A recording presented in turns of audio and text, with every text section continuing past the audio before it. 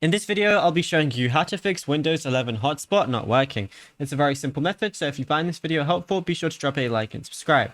Now, when your Windows 11 mobile hotspot stops working, whether it throws a "we can't set up mobile hotspot" error, keeps disconnecting, or devices can't connect but cannot get internet access, the culprit is usually an IP address assignment conflict or an aggressive network adapter power saving mode.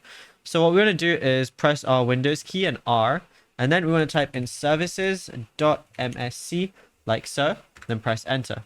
And scroll down the directory list until you locate Internet Connection Sharing, also known as ICS. So we just want to go over to I. We're going to see Internet Connection Sharing right there. Right click on it, and then all you want to do is connect restart or start if it's currently stopped. Then what we can do is double click on this, and we're going to see a lot of different things. But then we want to change the startup type from manual to automatic, but you want to make sure it's not automatic late start. You just want to make sure it's normal automatic, and then after that you should be good to go. Now if you found this video helpful, be sure to drop a like and subscribe.